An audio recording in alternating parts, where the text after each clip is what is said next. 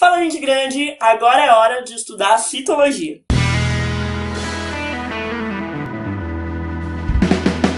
Esse vídeo é a primeira aula de uma série que eu vou fazer só sobre células. Então, já de antemão, eu deixo o toque para você se inscrever no canal para não perder esse conteúdo que tá mara, super completo, que eu fiz com muito carinho e amor. Eu também já peço minhas desculpas adiantadas, porque é final de semana, e apesar de estarmos em quarentena, meus vizinhos não entendem isso e reúnem amigos, familiares e fazem uma barulheira na rua. E então, se vocês estão ouvindo ruídos de fundo, eu peço muito perdão, eu tentei eliminar o máximo possível, podem ter certeza disso. Bora lá para a aula, de uma vez? A gente vai fazer uma introdução no assunto células, a gente vai entender de onde que surgiu o estudo das células e também aprender a sua estrutura básica e como diferenciar os tipos de células existentes. O termo célula surgiu pela primeira vez em 1665 e vem do latim cellula, diminutivo de cella, que significa espaço vazio. Essa definição foi adotada por um cientista inglês chamado Robert Hooke para descrever o que ele viu em cortes de cortiça através daqueles microscópios bem antigueiros.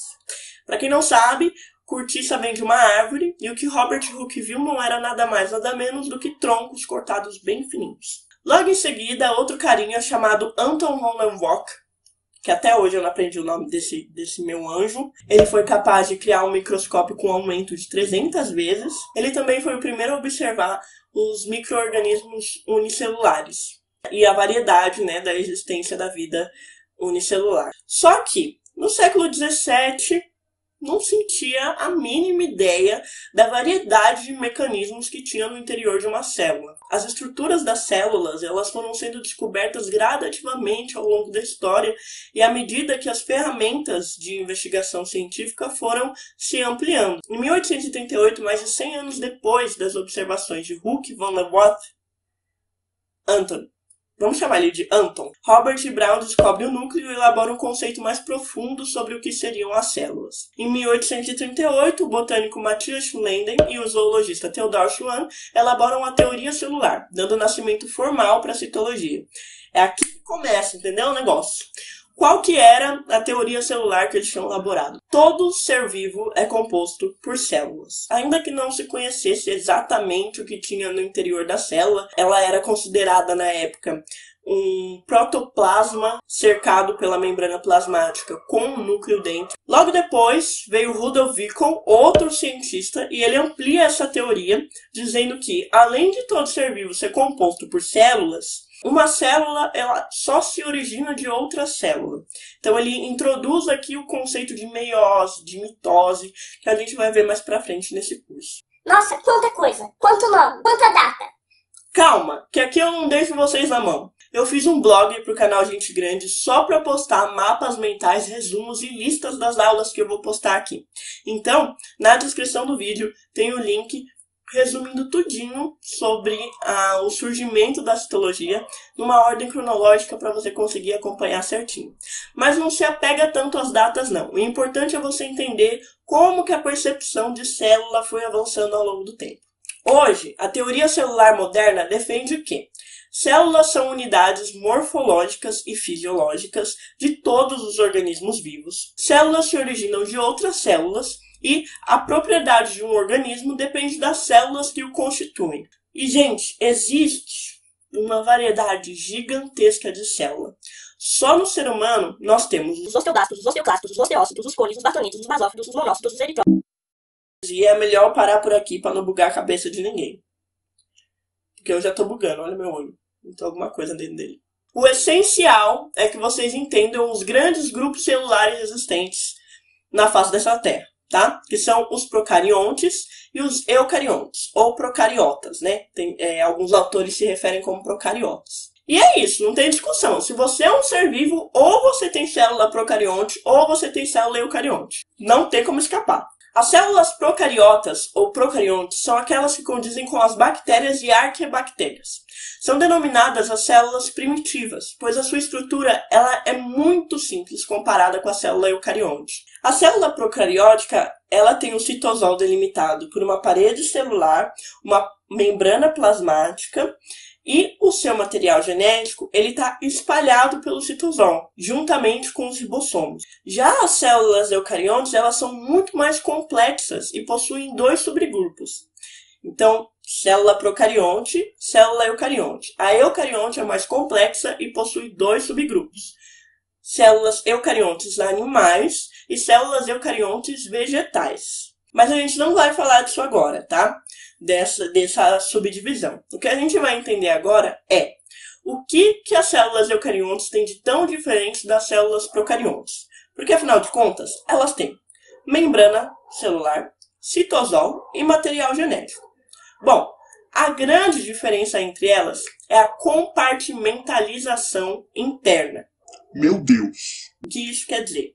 Para começar, o núcleo da célula eucarionte ele não está espalhado pelo citosol. O material genético da célula eucarionte está envolta por um envoltório nuclear, que mantém o material genético guardadinho no cantinho só dele. E agora pode não estar tão claro, mas quando a gente começar a falar de núcleo, de divisão celular, de genética, vocês vão entender a importância de ter o material genético guardadinho num espaço só dele. Mas não é só o núcleo que está guardadinho no espaço só dele. A célula eucarionte, ela é inteirinha compartimentalizada. Ela é como se fosse um escritório.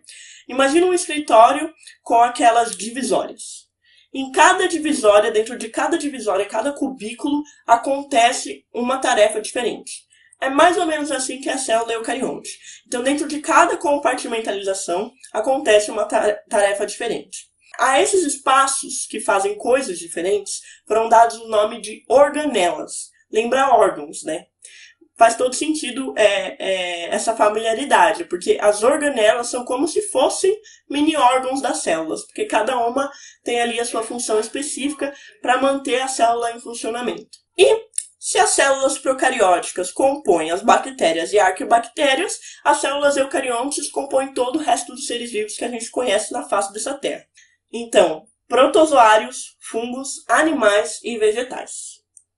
No começo eu sei que também essa parte parece muita informação, mas, novamente, essa parte da aula tem resumo no blog, tem link aqui embaixo na descrição para vocês verem um mapa mental certinho com as células, com o que elas têm e o que elas deixam de ter.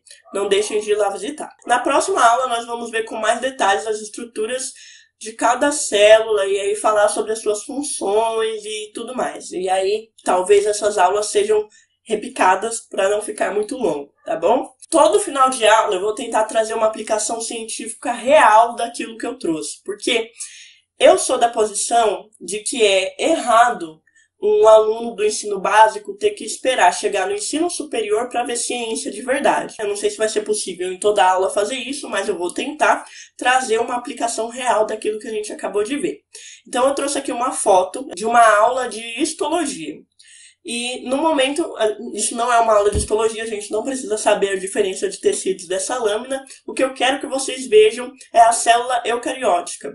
Isso é a célula de um ratinho, tá bom, gente? E eu quero que vocês notem que tem um pontinho escuro no meio dela. Esse pontinho escuro é o núcleo e ao redor, uma linha um pouco mais escura, rosa escura, é a membrana plasmática.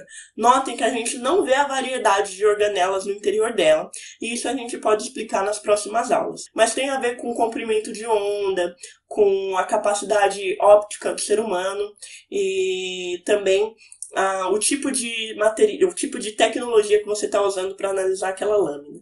Por hoje é só. Não deixem de dar o like aqui embaixo, porque é assim que eu sei que as minhas aulas estão rendendo. Nos comentários fiquem à vontade para deixar as suas dúvidas, sugestões, as suas experiências. Se você for professor, porque eu tenho um monte de professor, amigos meus, por favor, dê a sua colaboração aqui embaixo se você achar necessário também. E é isso, na próxima aula a gente se vê para falar sobre as estruturas das células, cada uma, tintim por tintim. Tchau!